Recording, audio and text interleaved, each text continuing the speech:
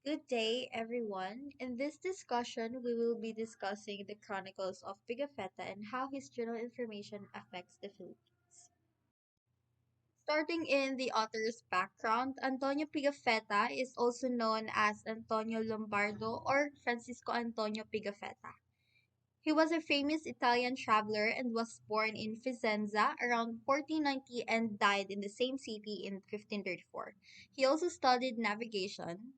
Pigafetta joined the Portuguese captain Ferdinand Magellan and Magellan's Spanish crew on their trips. As for the historical background of the document, on August 10, 1519, five ships departed from Seville for what was to become the first circumnavigation of the globe. Linked by fame to the name of its captain, Magellan, much of the expedition is known through the travelogue of one of the few crew members who returned to Spain, Antonio Pigafetta. A narrative and cartographic record of the journey, including 23 hand-drawn watercolor charts from Patagonia to Indonesia, from the Philippines to the Cape of Good Hope, Pigafetta's The First Voyage Around the World is a classic of discovery and exploration literature. The document of Pigafetta is a significant historical artifact that provides invaluable information about a vital event in human history.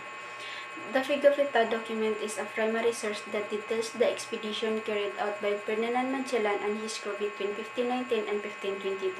It provides an in-depth account for the various regions they encountered and the cultures they encountered and the challenges they faced throughout their journey. The Pigafetta's document significantly contributes to the understanding of early modern exploration and the emerging global interconnectedness during the Age of Discovery. It portrays the complexities of cultural encounters, the colonial mindset of the explorer, and the aims of European powers to expand their influence and wealth. Moreover, the document sheds light on the hardship faced by the crew during the expedition, including storm, illness, and the desperate search for supplies. Such insights provide a deeper understanding of the extreme conditions faced by early explorers and the resilience they exhibited during their voyage. In conclusion, the Pigafetta's document is an invaluable historical source that presents a wealth of information regarding the Magellan expedition. Through its content, it strengthens our understanding of cultural diversity, geographic knowledge, challenges, and the age of global exploration.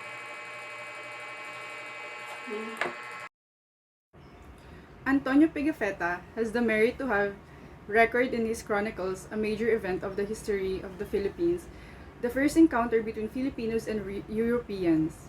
His work, Report on the First Voyage Around the World, includes the earliest documents available on the language and culture in Samar, Cebu.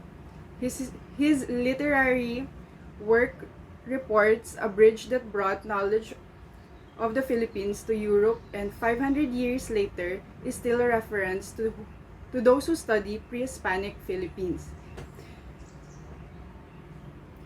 So the summary of Journal of Magellan's Voyage, this manuscript volume, dating from around 1525, details Ferdinand Magellan's voyage around the world in 1519 to 22.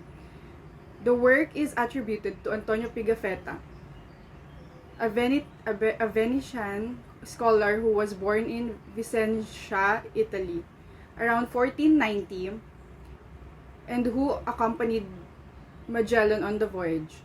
Pigafetta kept a detailed journal, the original of which is lost. However, an account of the voyage written by Pigafetta between 1522 and 1525 survives in four manuscript versions, one in Italian and three in French. This version in French is from the library of Yale University and is the most complete and handsomely produced of the four surviving manuscripts. It includes 23 beautifully drawn and illuminated maps. Pigafetta's work is important not only as a source of information about the voyage itself, but also includes an early Western description of the people and languages of the Philippines. Of the approximately 240 men who set out with Magellan, Pigafetta was one of the only 18 who returned to Spain. Magellan himself was killed on April 27, 1521, in a battle on Mactan Island, the Philippines, which Pigafetta witnessed and recounts in his works. Learning experience of Pigafetta. As I prepared three sector of learning from Pigafetta. The number one is youth. The information in the document give inspiration to the youth that indeed we have our sovereignty and identity as a Filipino. Number two, socioculture. The goal, traits, and physical appearance of Filipinos were identified and recognized. Number three, politics.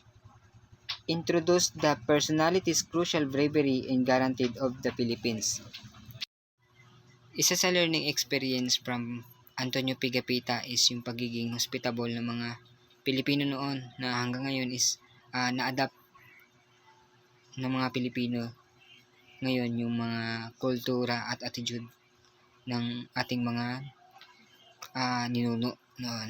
And sa pagiging brave na pagiging kalmado sa mga bagay-bagay. That is all for our report, and I hope you learned something. Thank you for listening.